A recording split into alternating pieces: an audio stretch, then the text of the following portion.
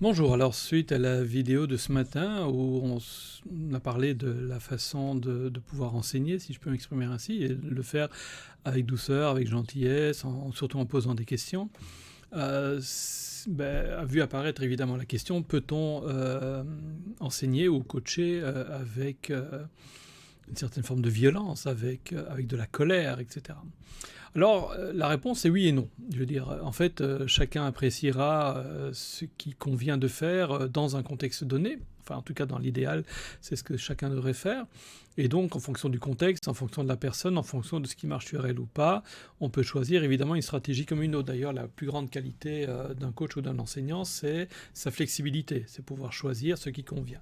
Alors, vous me direz, oui, mais là, maintenant, tout d'un coup, vous vous sentez peut-être un petit peu perdu, parce que d'un côté, je vous disais ce matin qu'une bonne façon d'enseigner consistait à poser des questions, à créer un contexte de sécurité et de bien-être et d'acceptation. Alors, je pense que tout ça est exact. Je continue à penser que c'est, en tout cas en ce qui me concerne, la meilleure méthode. Chaque fois que je me suis essayé à autre chose, chaque fois que j'ai voulu rentrer dans la colère parce que ça me paraissait plus approprié, ça n'a jamais donné de bons résultats. Et ça peut se comprendre. Pourquoi? Mais simplement parce que la colère va dégager une certaine énergie et va générer auprès de celui qui va la recevoir beaucoup de crainte. Ça va générer de la peur. Et donc la première chose que la peur fasse, c'est faire monter de l'adrénaline et de façon à justement faire en sorte que la personne soit en capacité de pouvoir repousser l'intrus au-delà des limites qu'elle considère être les siennes. Donc elle se sent agressée, la première chose qu'elle va faire, c'est tenter de repousser évidemment la personne qui vient avec cette énergie. Et ce faisant, elle est aussi elle-même dans les émotions, elle est dans la peur, elle est dans les émotions. Et la peur, en fait, crée cet état de sidération qui fait que la personne n'entend rien, elle n'entend plus rien. Alors à moins que de rentrer vraiment dans les théories d'hypnose, quelqu'un pourrait aussi se poser la question de savoir jusqu'à quel degré la personne est encore totalement libre de ses choix et ses décisions. Euh, alors à ce moment-là, on pourrait essayer d'imaginer utiliser un état de sidération pour pouvoir directement passer à l'inconscient et tenter d'implanter un certain nombre d'idées. D'ailleurs, c'est ce que font un certain nombre de publicitaires, etc., à travers les techniques qu'ils utilisent. Mais ici, l'idée, surtout si on essaie de garder, disons, une vision où on a beaucoup de respect pour l'autre personne, pour l'humain, pour sa liberté, pour sa responsabilité dans ses choix, et lui laisser la responsabilité de ses choix, personnellement, c'est pas une méthode que j'ai tendance à privilégier, dans la mesure où, d'abord, elle n'a jamais vraiment donné de bons résultats, puisque de toute façon, la personne ne va pas entendre, ne va pas comprendre ce qu'on est occupé à lui dire, elle est dans un état de sidération, donc quelque part, son cerveau, en tout cas rationnel, est gelé. Elle est en mode survie, elle est en mode instinct, si je peux m'exprimer ainsi. Donc, c'est pas nécessairement la meilleure chose à faire. Et évidemment, la personne qui est ainsi agressée, avec son adrénaline qui est montée, son adrénaline, elle doit nécessairement sortir par quelque part. Alors ça, ce sont les travaux d'Henri Laborie, qui avait écrit entre autres L'éloge de la fuite, où il met en avant que les deux façons naturelles pour tout être vivant, enfin pour tout animal j'ai envie de dire, parce que les arbres aussi sont des êtres vivants, mais je ne sais pas s'ils sont soumis aux mêmes lois, mais en tout cas pour tout animal, et pour l'humain aussi, les deux lois naturelles, c'est la lutte ou la fuite, avec le fait qu'il va privilégier d'abord la fuite, mais s'il ne peut pas fuir, il combattra. Pourquoi? Parce que cette adrénaline, elle doit sortir, elle doit s'exprimer. Donc soit elle va s'exprimer à travers les jambes, et donc la personne, là, elle va s'enfuir, soit elle va s'exprimer sur le haut du corps, où il va combattre. Le problème, c'est qu'au niveau des humains, on est dans plein de situations où on ne peut ni lutter ni combattre, et donc nous avons créé, nous, une troisième façon de gérer notre stress, ou le stress occasionné par les situations, c'est de retourner cette adrénaline contre nous-mêmes, et c'est ce qu'on appelle l'inhibition. Alors, on ne va pas rentrer dans ces détails-là aujourd'hui, parce que c'est plus tout à fait dans les propos de savoir est-ce que l'on peut enseigner ou coacher avec la colère. Mais en tout cas, la colère va dégager cette énergie, va dégager cette adrénaline qui va devoir trouver un chemin.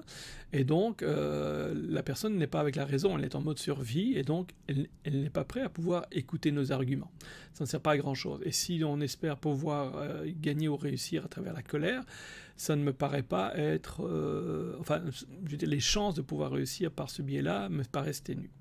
Alors maintenant, la colère peut faire partie d'une stratégie, et on va peut-être utiliser la colère à un moment donné pour créer un choc, et puis derrière créer l'apaisement qui est nécessaire, créer la sécurité qui est nécessaire, parce que la colère aurait purgé, par exemple, une situation et aurait permis justement d'évacuer une énergie en trop-plein à la fois auprès de la personne qui utilise la colère ou éventuellement auprès de la personne qui utilise la colère, mais peut-être aussi du côté de la personne qui va vivre cette montée d'adrénaline. En même temps, bon, voilà, ce sont des stratégies assez complexes, me semble-t-il, à mettre en place, assez délicates à mettre en place, et dont la réussite n'est pas nécessairement garantie, d'ailleurs. Rien n'est jamais garanti d'ailleurs, hein, mais enfin, ce type de stratégie me paraissent beaucoup plus difficiles à maîtriser. Alors évidemment, si on veut coacher avec la colère, par exemple, reste encore à savoir le pourquoi de cette colère, nous concernant, je veux dire, nous qui l'utilisons. Est-ce une colère parce que je cherche à défendre mon ego ? Est-ce parce que je cherche à défendre mon image, qui je suis, le mal que l'on m'aurait potentiellement fait, et donc l'égratignure qu'on aurait fait à l'image que j'ai de moi, ou l'image que les autres peuvent avoir de moi, ou à mon petit ego, tout simplement. Hein, j'ai des pris à défaut, je ne suis plus la grande et belle personne que j'imagine être, ou que je souhaite être, ou que je prétends être, et donc il s'agit pour moi de laver l'affront. Ou est-ce que je vais utiliser la colère au bénéfice de l'autre, dans le bien-être de l'autre, parce que ça peut apporter quelque chose à l'autre. Alors évidemment, le premier comportement ne me paraît pas admissible de la part d'un enseignant ou d'un coach. En tout cas, ce n'est pas la bonne raison pour utiliser la colère. Parce que l'enseignant ou le coach n'a pas d'ego à avoir au moment où il pratique son art. Il est là au service de l'autre, pour le bien-être de l'autre, et donc il va mettre en place, avec la flexibilité dont on parlait tout à l'heure, ce qu'il faut pour accompagner celui qui l'accompagne vers l'acquisition des nouvelles connaissances ou compétences, ou la poursuite de son objectif. Donc on n'est jamais qu'un facilitateur par rapport à cela. Nous n'avons aucune importance. Je veux dire, nous ne faisons même pas partie de l'équation. En fait, nous sommes une sorte de catalyseur, pour reprendre cette image issue de la chimie, c'est-à-dire un élément que nous rajoutons dans une situation et qu'on retrouvera intact à la fin de la réaction, mais cet élément était nécessaire pour que la réaction ait lieu. D'accord ? Donc on n'est que ça, nous sommes qu'un catalyseur tout au plus, je veux dire. Donc nous n'avons rien à gagner, nous n'avons rien à défendre, nous ne sommes même personne. Nous sommes juste un accompagnateur, je veux dire. Il y a rien qui nous concerne qui soit un enjeu. Et si la personne en face est amenée à devoir nous injurier ou réagir de manière malveillante à notre égard, c'est pas nécessairement contre nous en tant que personne, parce qu'on n'a peut-être rien, je veux dire, en commun, en ce sens qu'on n'a pas d'histoire commune, nous sommes... je veux dire, à part la relation d'enseignement ou de coaching qui nous concerne, je veux dire, on n'a rien développé. Et donc, en fait, cette colère qu'il dirige vers nous est souvent une colère symbolique, ou alors est une colère qui est dirigée vers ce que nous représentons, ou qui est dirigée vers ce que nous symbolisons à ce moment-là. Dans un phénomène de transfert et de contre-transfert. Donc ça ne s'adresse pas à nous. Donc le fait de pouvoir, nous, à notre niveau, pouvoir garder le recul nécessaire pour pouvoir agir, et donc c'est ce qu'on appelle une dissociation, être dissocié de la situation, on pourrait dire qu'être dissocié est quasiment un état mental pervers, hein, on pourrait l'imaginer ainsi, mais en même temps c'est aussi un état mental qui est possible et qui peut nous aider justement à prendre de la distance émotionnelle par rapport à la situation, de façon à rester nous-mêmes en maîtrise de nos émotions et de pouvoir accompagner la personne. Et donc on peut très bien feindre, si je peux m'exprimer ainsi, la colère, ou avoir une colère réelle, qui est une vraie colère, saine, mais qui n'est pas au service de notre ego, qui est vraiment au service de l'autre. Donc oui, on pourrait en absolu coacher ou enseigner avec la colère, comme on pourrait le faire à travers le rire aussi, hein, on peut enseigner à travers l'humour, à travers les métaphores, à travers le fait de raconter des histoires, etc. etc., etc.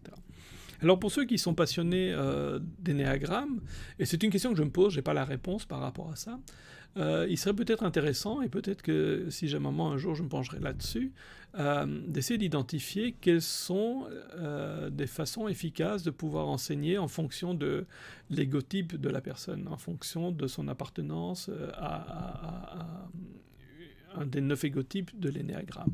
Mais ça, ce sera une question qu'on pourra peut-être explorer ensemble si ça vous intéresse, ou si certains d'entre vous ont des connaissances en la matière, ils sont les bienvenus pour les partager. Ça fera du bien à tout le monde, bien évidemment. Donc voilà, quelques minutes ensemble. Alors, j'arrive pas à voir depuis combien de temps on est ensemble, mais enfin quelques minutes ensemble pour justement rajouter ce point qui me paraissait important.